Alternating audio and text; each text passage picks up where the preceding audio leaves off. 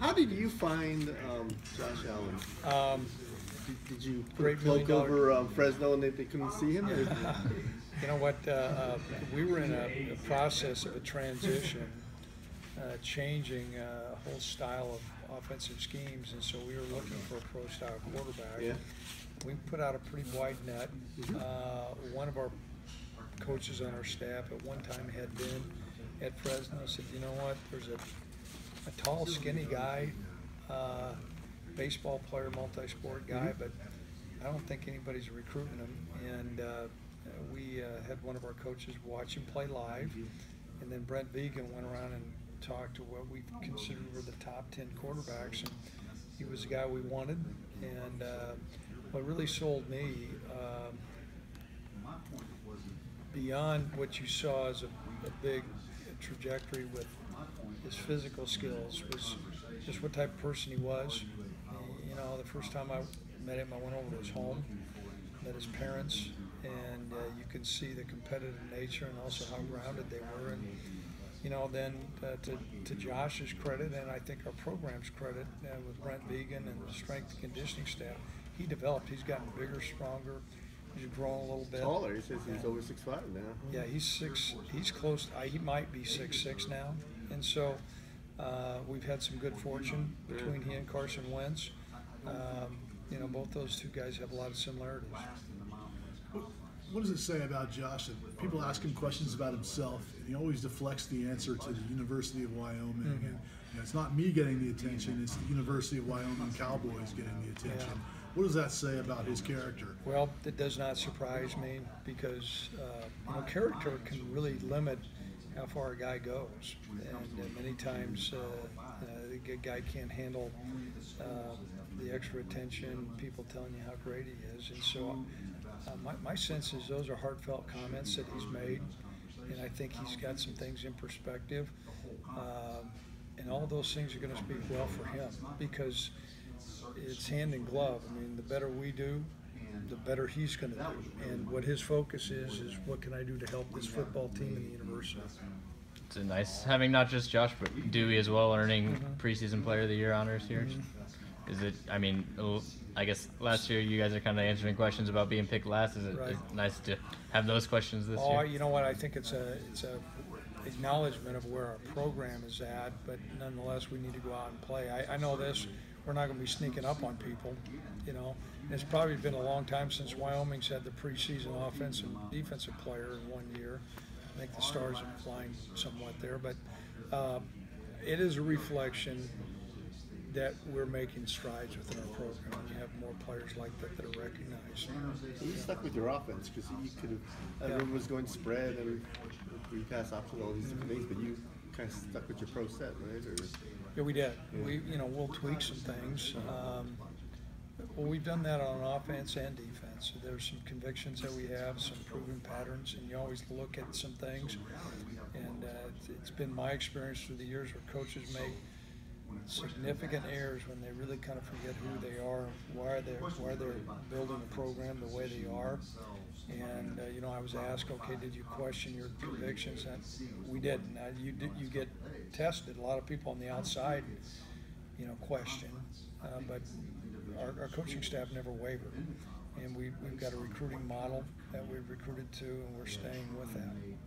Coach, you guys made obviously an amazing turnaround last year, and had a little bit of a slow end to the season last year. How did you guys learn from that, and what lessons from that are you guys bringing into this season? Well, I think there's unfinished business, and you know, Josh's last pass was an interception against BYU. And, you know, it's an interesting thought process. He couldn't get that out of his mind when he was looking at, okay, how do I want to leave my legacy at the University of Wyoming? Do I want to leave it on the turf in San Diego when I threw a pick to BYU that ended the game when we had a chance to win, or do I run a kind of right the ship? And so I think that is case in point with where our football program's at. We've got a hungry football team, and you know, we accomplished some good things last year. Also in this, we went 0-3 in the last 3 games.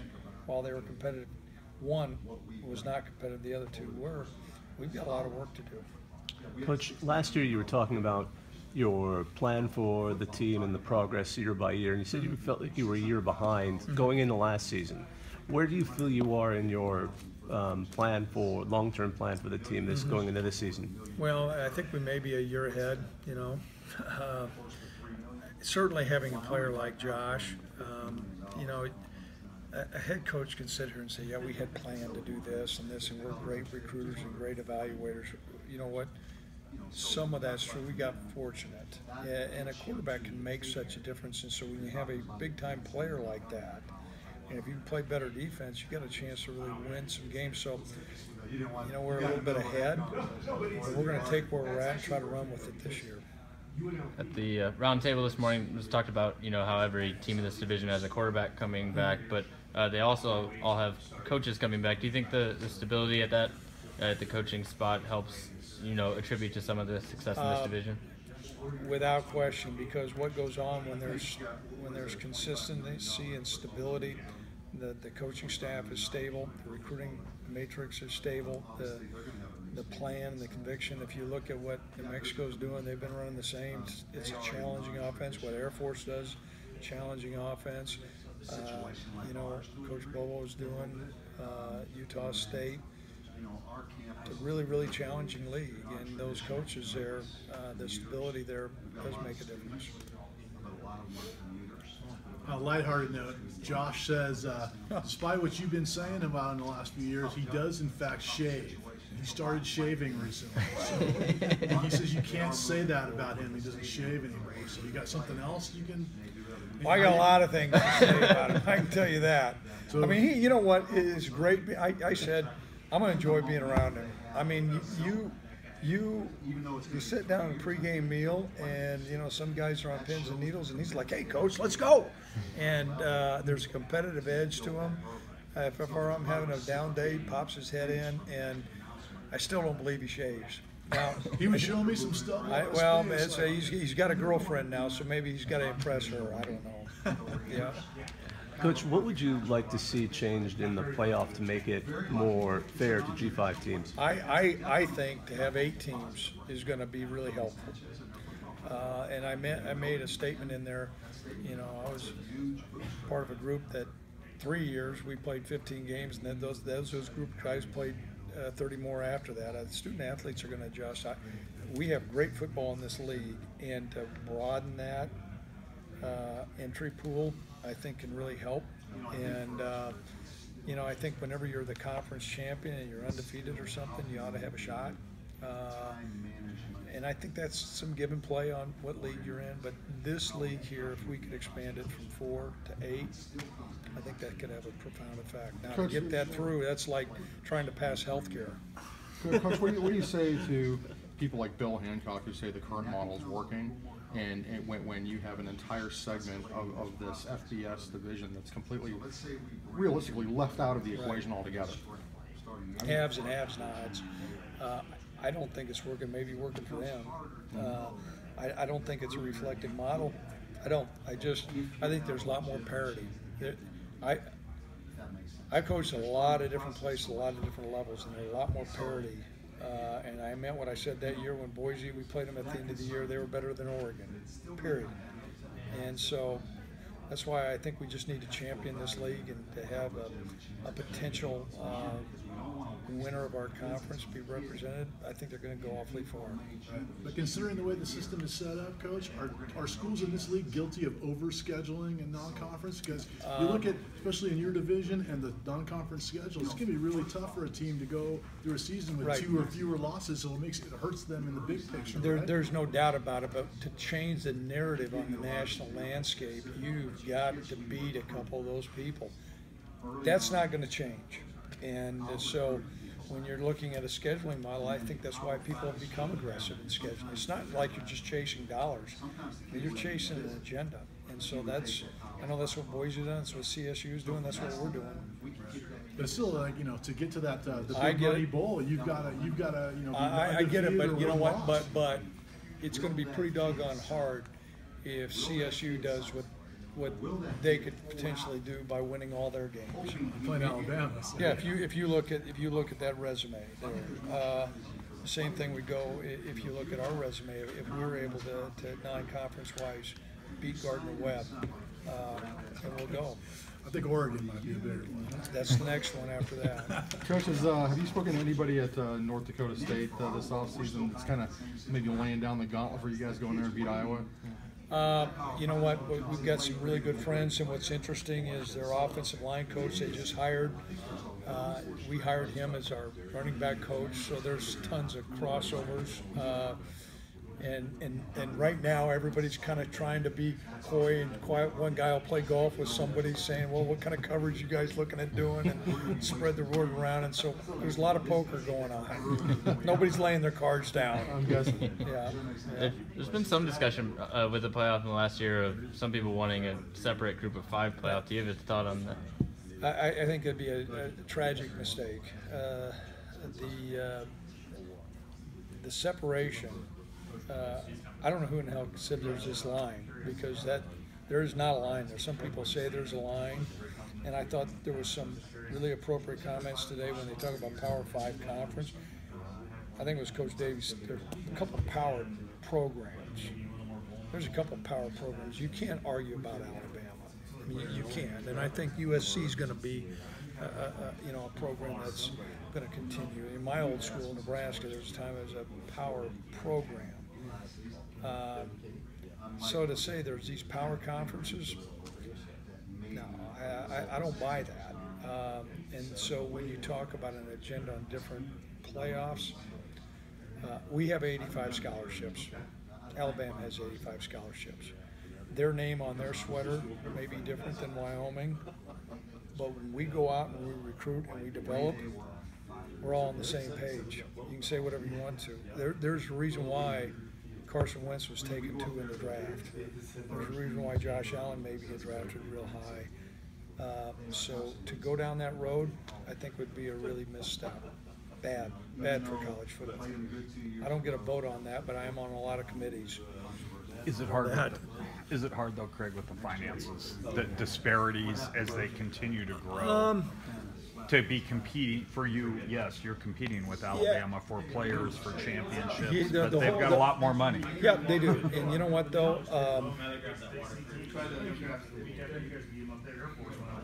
How can you explain this? For a while there, North Dakota State had more guys drafted in the NFL than the University of Texas. North Dakota State had a $19 million or $17 million budget. Texas had $160 million. The 85 scholarships. Keep the same scholarships, the same number of coaches, and you can talk about all those dollars. After a while, I think you got diminishing returns. You got 15 guys in the quality control deal. Give us the same number of players, the same number of coaches, and dollars are going to change. I get it. We're not going to try to do that now. How we spend our dollars is going to be critical, So I just, to go down a road and say, okay, here's these guys, they're playing a different style of football and their quality level, it's a lot closer than what people think. A lot closer than what people think. Craig, what's the Mountain West have to do to kind of raise its profile though nationally? Well, I think to get back to where it was when you had teams breaking into the BCS with TCU, well, Utah. I think some of it's our non-conference schedule. You talked, Coach Bohl talked about what's CSU's doing, the schedule we've composed.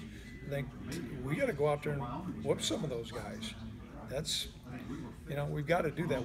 Beyond just being competitive in our own league, which is a challenge in itself, I think non-conference-wise, we elected to play a home-and-home schedule with Utah.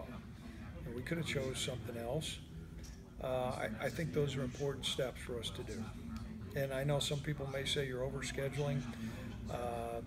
I think each coach has got to know where you're at with your program and the depth you have in the maturity level. But those are the things that are going to elevate a team. I believe that, I remember when TCU was, and you look at what they've done. So, yeah. Coach, with the elevation of Josh Allen in the eyes of NFL scouts and what have you, How does that help future recruiting for you? How does that translate to your ability to go out there and go into homes and say, look at this situation? Well, I can tell you our pool of candidates at the quarterback position has significantly changed when you start looking at a track record.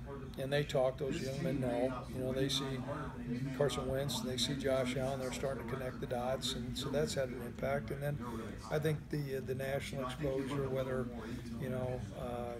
on some of the national stages, that's helped our profile some. We're certainly positioned differently than where we were a couple of years ago. Yeah. Craig, just how big is what Josh Allen does this season going to be to your team? Well, it's a team sport. Better be damn good at quarterback. That guy can do.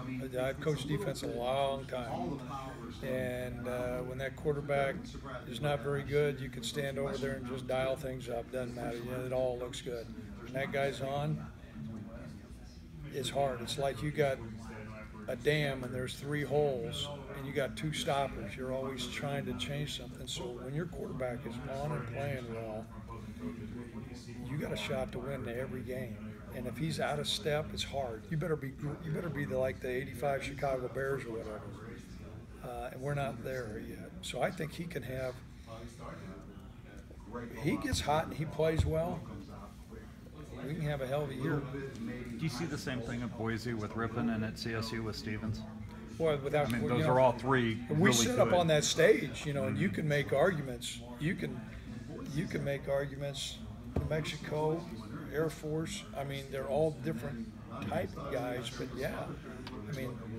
Josh is competitive. He wants to consider himself the top quarterback in the league. I'm sure the other guys want to think they're, and the coaches do too. I know Brian feels like Rippon's the best one. I think Josh is the best one. Coach Davey probably thinks Jordan's the best one. Coach Bohl, Stevens. We'll see. That's why we play the game. Yeah. I think, what? It's great for our league. You can say whatever you want to. Right now, this league is really I get we're not where we're at when Utah was going and beating Alabama in the Sugar Bowl, but we're not that far away. Not that far away. Okay.